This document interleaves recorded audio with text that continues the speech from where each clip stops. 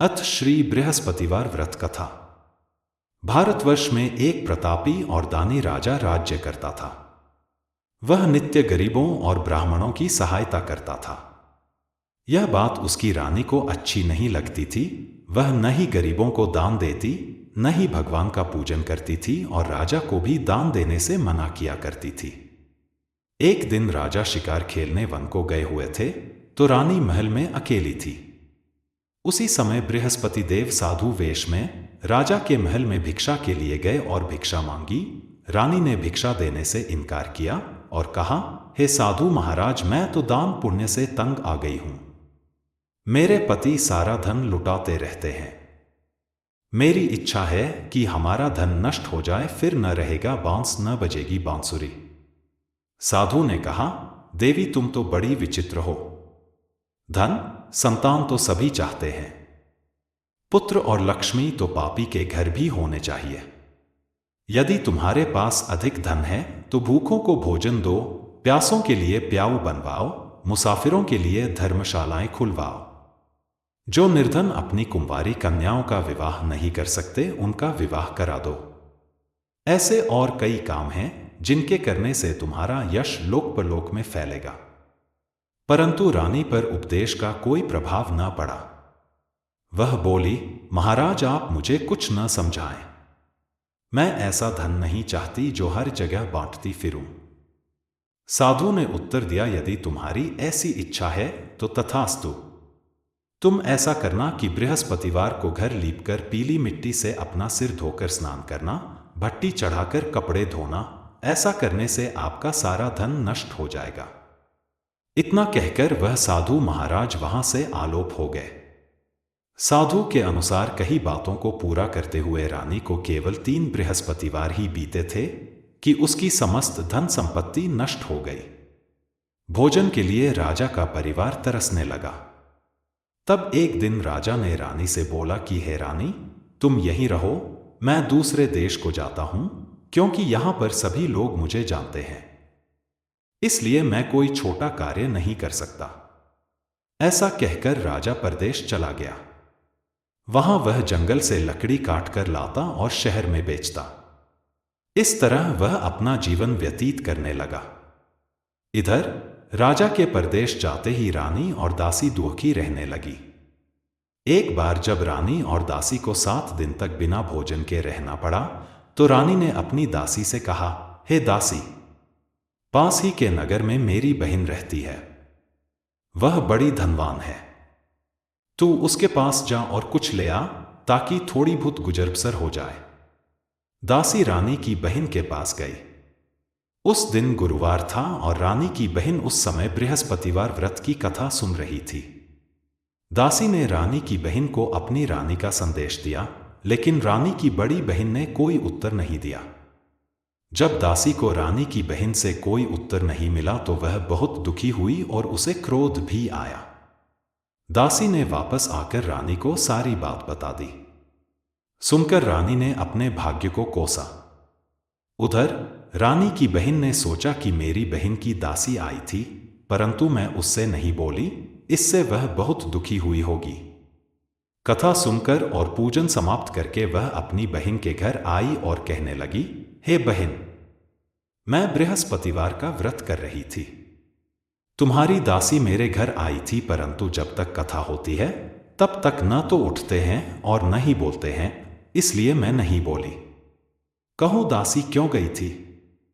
रानी बोली, बहन तुमसे क्या छिपाऊं, हमारे घर में खाने तक को अनाज नहीं था। ऐसा कहते कहते रानी की आंखें भर आई। उसने दासी समेत पिछले 7 दिनों से भूखे रहने तक की बात अपनी बहन को विस्तार पूर्वक सुना दी। रानी की बहन बोली, देखो बहन, भगवान बृहस्पति देव सबकी मनोकामना को पूर्ण करते हैं। देखो, शायद तुम्हारे घर में अनाज रखा हो। पहले तो रानी को विश्वास नहीं हुआ, पर बहन के आग्रह करने पर उसने अपनी दासी को अंदर भेजा तो उसे सचमुच अनाज से भरा एक घड़ा मिल गया।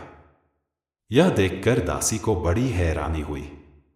दासी रानी से कहने लगी, हे रानी, जब हमको भोजन नहीं मिलता तो हम व्रत ही तो करते हैं, इसलिए क्यों न इनसे व्रत और कथा की विधि पूछ ली जाए ताकि हम भी व्रत कर सकें। तब रानी ने अपनी बहन से बृहस्पतिवार व्रत के बारे में पूछा। उसकी बहन ने बताया, बृहस्पतिवार के व्रत में चने की दाल और मुनक्का से विष्णु भगवान का केले की जड़ में पूजन करें तथा दीपक जलाएं, व्रत कथा सुने और पीला भोजन ही करें।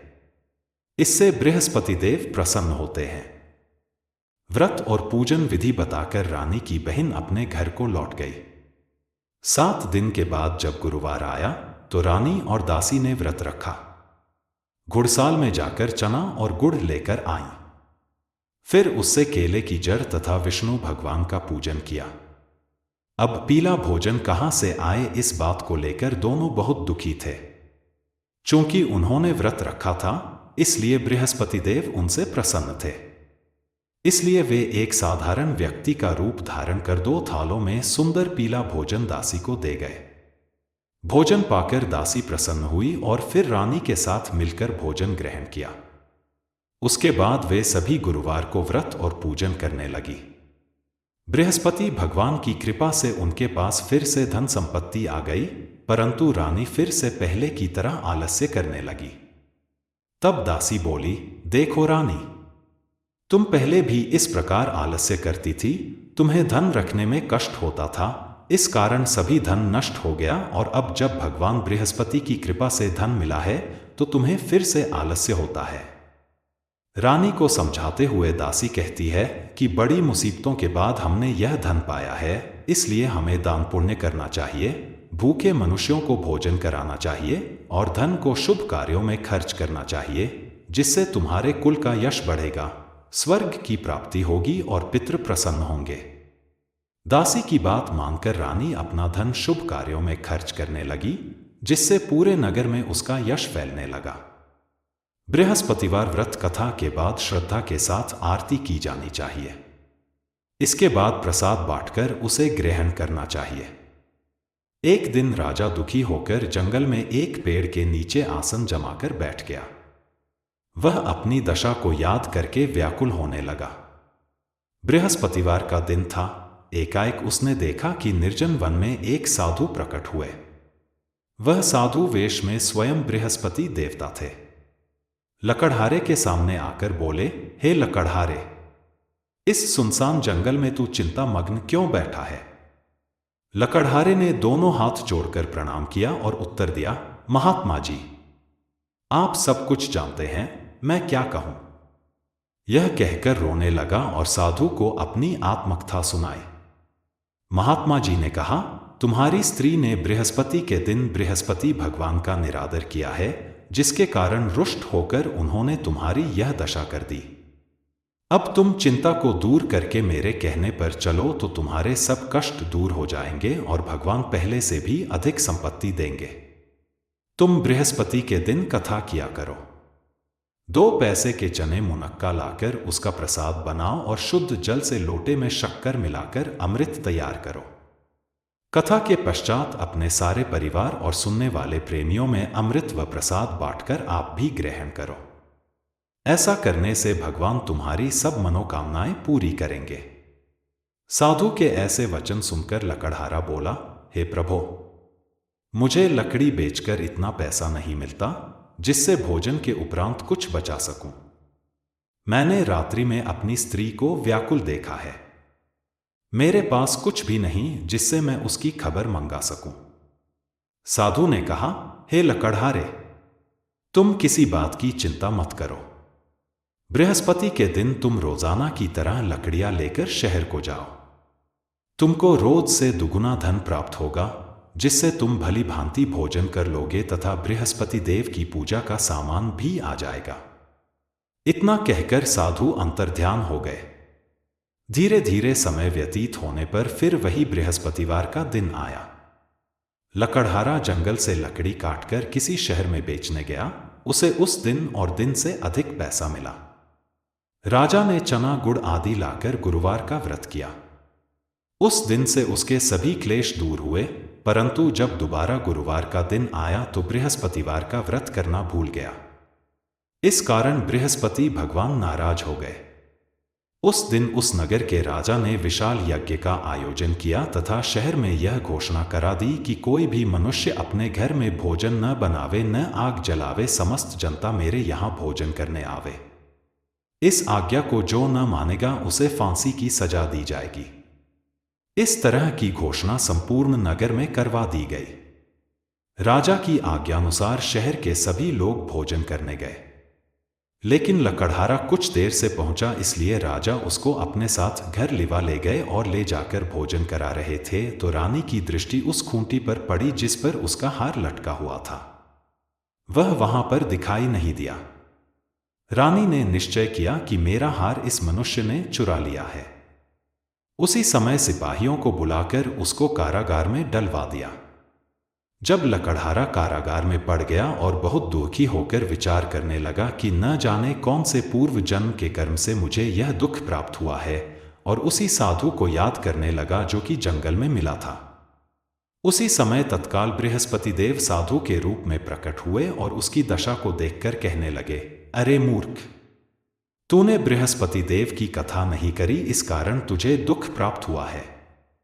अब चिंता मत कर, बृहस्पतिवार के दिन कारागार के दरवाजे पर 4 पैसे पड़े मिलेंगे। उनसे तू बृहस्पति देव की पूजा करना, तेरे सभी कष्ट दूर हो जाएंगे। बृहस्पति के दिन उसे 4 पैसे मिले। लकड़हारे ने कथा कही। उसी रात्रि को बृहस्पति देव ने उस नगर के राजा को स्वप्न में कहा, हे राजा, तुमने जिस आदमी को कारागार में बंद कर दिया है वह निर्दोष है। वह राजा है, उसे छोड़ देना। रानी का हार उसी खूंटी पर लटका है। अगर तू ऐसा नहीं करेगा तो मैं तेरे राज्य को नष्ट कर दूंगा। इस तरह रात्रि के स्वप्न को देखकर राजा प्रातःकाल उठा और खूंटी पर हार देखकर लकड़हारे को बुलाकर क्षमा मांगी तथा लकड़हारे को योग्य सुंदर वस्त्र आभूषण देकर विदा कर दिया। बृहस्पति देव की आज्ञानुसार लकड़हारा अपने नगर को चल दिया। राजा जब अपने नगर के निकट पहुंचा तो उसे बड़ा आश्चर्य हुआ। नगर में पहले से अधिक बाग, तालाब, कुएं तथा बहुत सी धर्मशाला, मंदिर आदि बन गई हैं। राजा ने पूछा, यह किसका बाग और धर्मशाला है? तब नगर के सब लोग कहने लगे, यह सब रानी और बांदी के हैं। तो राजा को आश्चर्य हुआ और गुस्सा भी आया। जब रानी ने यह खबर सुनी कि राजा आ रहे हैं तो उन्होंने बांदी से कहा कि हे दासी, देख राजा हमको कितनी बुरी हालत में छोड़ गए थे। हमारी ऐसी हालत देखकर वह लौट न जाए, इसलिए तू दरवाजे पर खड़ी हो जा। आज्ञानुसार दासी दरवाजे पर खड़ी हो गई। राजा आए तो उन्हें अपने साथ लिवा लाए। तब राजा ने क्रोध करके अपनी रानी से पूछा कि यह धन तुम्हें कैसे प्राप्त हुआ है? तब उन्होंने कहा, हमें यह सब धन बृहस्पति देव के इस व्रत के प्रभाव से प्राप्त हुआ है। राजा ने निश्चय किया कि 7 रोज बाद तो सभी बृहस्पति देव का पूजन करते हैं, परंतु मैं प्रतिदिन दिन में 3 बार कहानी तथा रोज व्रत किया करूंगा। अब हर समय राजा के दुपट्टे में चने की दाल बंधी रहती तथा दिन में 3 बार कहानी कहता। एक रोज राजा ने विचार किया कि चलो अपनी बहन के यहां हो आवे। इस तरह निश्चय कर राजा घोड़े पर सवार हो अपनी बहन के यहां को चलने लगा। मार्ग में उसने देखा कि कुछ आदमी एक मुर्दे को लिए जा रहे हैं। उन्हें रोककर राजा कहने लगा, अरे भाइयों, मेरी बृहस्पति देव की कथा सुन लो। वे बोले, लो, हमारा तो आदमी मर गया है, इसको अपनी कथा की पड़ी है। परंतु कुछ आदमी बोले, अच्छा कहो, हम तुम्हारी कथा भी सुनेंगे। राजा ने दाल निकाली और जब कथा आधी हुई थी कि मुर्दा हिलने लग गया, और जब कथा समाप्त हो गई तो राम राम करके मनुष्य उठकर खड़ा हो गया। आगे मार्ग में उसे एक किसान खेत में हल चलाता मिला। राजा ने उसे देख और उससे बोले, अरे भैया, तुम मेरी बृहस्पतिवार की कथा सुन लो। किसान बोला, जब तक मैं तेरी कथा सुनूंगा तब तक 4 हरिया जोत लूंगा। जा अपनी कथा किसी और को सुनाना। इस तरह राजा आगे चलने लगा।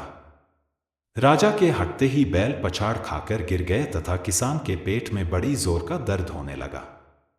उस समय उसकी माँ रोटी लेकर आई।